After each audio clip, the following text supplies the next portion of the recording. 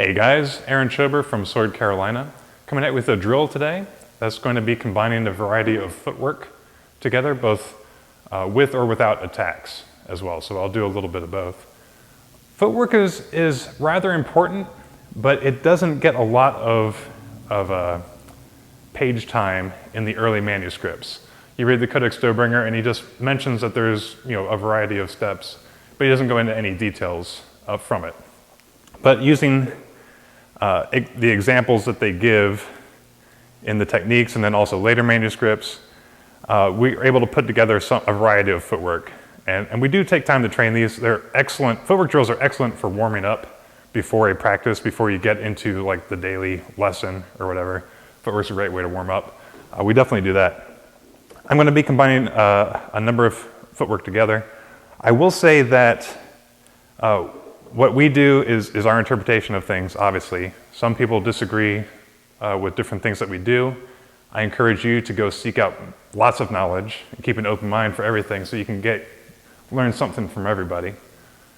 But one thing that I find strange is some people only use certain types of stepping. For instance, I've come across people that only do what we call a passing step, where I'm taking my rear foot and moving it before my front foot, which is changing the side I'm fencing from, or I'm taking my front foot and moving it back to my rear foot and changing the side.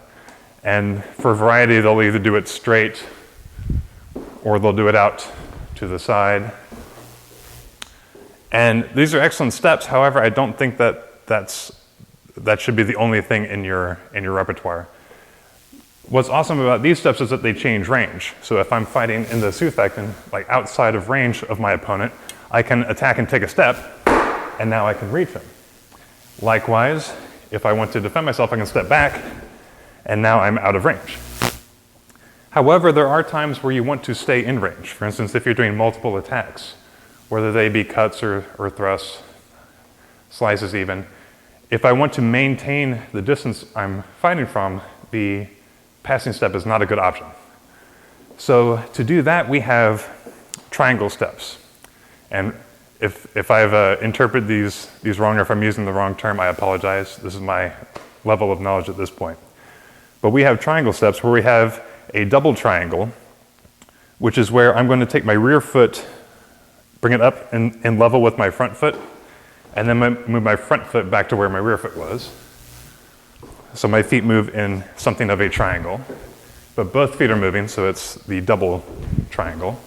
And this is great because now I can move side to side, but I'm staying in relatively the same range from my opponent. So let's say I'm in range of my opponent here. I want to attack his other side. I can go side to side and stay in the proper range for whatever attack I'm using, be they cuts or thrusts. I can also do a smaller, faster step, which would just be the single triangle step. So, for instance, if I take a passing step to get into range, I can just do a single triangle step, just moving one foot, and being able to get some rotation of my body, but also being able to get behind the sword.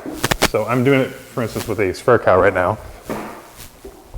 And just doing that single step is allowing me to get some body turn. It's allowing me to get behind my sword to offer me some more protection.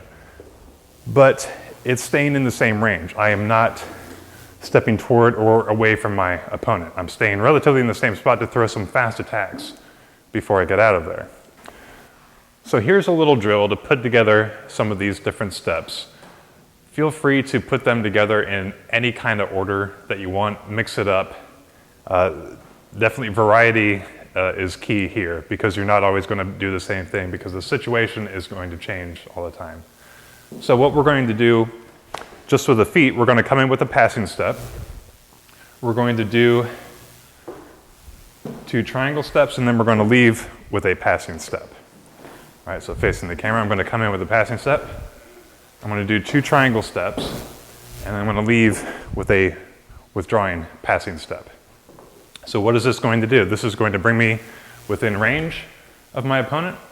I'm going to take a few fight in range for a bit, and then I'm going to get out of range to protect myself. So I'm going to come in, do my attacks, my combination, and leave. Leaving is very important. If you don't leave, you will be hit at some point.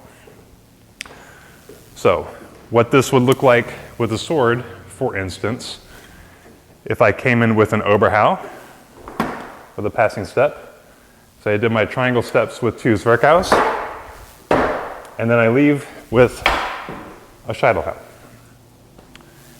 In this case, because I'm already in range, as I step backwards, if I lead with the sword, I'll be able to hit before I withdraw completely, and at the end of the motion, I'm out of range. So the beginning of the cut, I'm in range with the Scheitelhau. At the end of the step, I am out of range. So once again, closing range, I'm out of range to start with. I need to take a step to close range.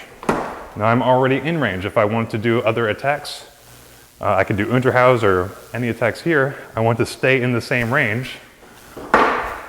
So I can just do simple triangle steps, and then I can step back with another attack, and at the end of the motion, I am out of range, and I can protect myself through that. So this changes up the range. It's putting together different footwork. You're changing the direction that you're moving. So it's a very good drill. We've gotten a lot of good use out of it. All right. Thank you for watching, guys. We always appreciate it. Let me know in the comments like your experience with this. If you liked it, if you have different footwork that you guys use, or if you have different names to call it, just let me know. And as always, we will come at you again very soon. So thank you very much.